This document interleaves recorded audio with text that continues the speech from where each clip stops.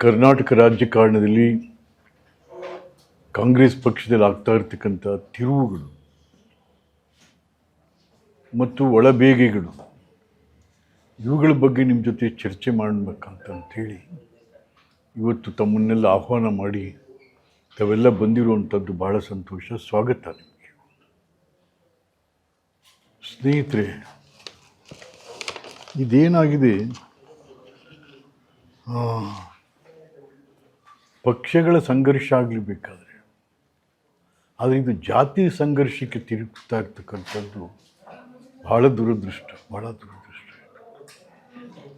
ಯಾವತ್ತೂ ಈ ಥರ ಆಗಿಲ್ಲ. ಇದು ಕರ್ನಾಟಕದಲ್ಲಿ ರಾಜಕಾರಣ ನಿಜ ಚುನಾವಣೆಯಲ್ಲಿ ನಡೀತವೆ, ಸಮುದಾಯಗಳು, ಜಾತಿ, ಧರ್ಮ ಇವೆಲ್ಲ ನಡೀತವೆ. ಬಟ್ ಇಲ್ಲಿ ಒಂದು ಸರ್ಕಾರ ಅಧಿಕಾರ ಹಸ್ತಾಂತರದ ವಿಚಾರದಲ್ಲಿ ತಾನೇ ಕೊಟ್ಟಂಥ ವಚನ, ಆ ವಚನ ಭ್ರಷ್ಟವಾದಂಥ ಸಂದರ್ಭದಲ್ಲಿ ಏನೆಲ್ಲ ಮಾತುಗಳು ಬರ್ತಾ ಇದೆ ಅಂತ.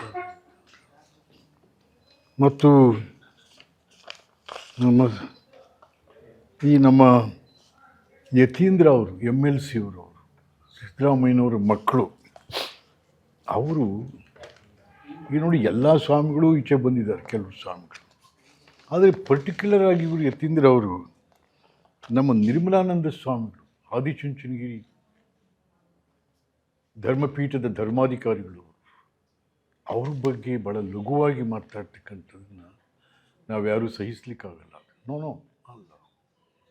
ಕಾಗಿನೆಲೆ ಪೀಠದವರು ಮಾತಾಡಿದ್ದಾರೆ, ಆಮೇಲೆ ಇನ್ನೊಬ್ಬರು ಸುಮಾರು 4-5 ಜನ ಸ್ವಾಮಿಗಳು ಮಾತಾಡಿದ್ದಾರೆ. ಅಂಥದ್ರಲ್ಲಿ ಯತೀಂದ್ರ ಅವರು why he targeted Nirmalananda Swami, it's not fair. ಪಾಪ ಯುವಕ ಇದ್ದೀಯಪ್ಪ ನೀನು.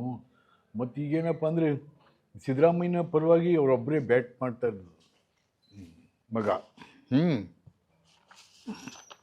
ಮತ್ತು ಈಗೇನಾಗಿದೆ, ಎಲ್ಲ ವಿಷಮ ಪರಿಸ್ಥಿತಿಗಳಿಗೆ ಸಿದ್ದರಾಮಯ್ಯನವರೇ ನೇರ ಕಾರಣ ಆಗ್ತಾ ಇರ್ತಕ್ಕಂಥದ್ದು ಭಾಳ ದುರ್ದೈವ. ಇದು ದುರ್ದೈವ. ಆಮೇಲೆ ಕೆಲವರು ಅನ್ಕ ರಾಮ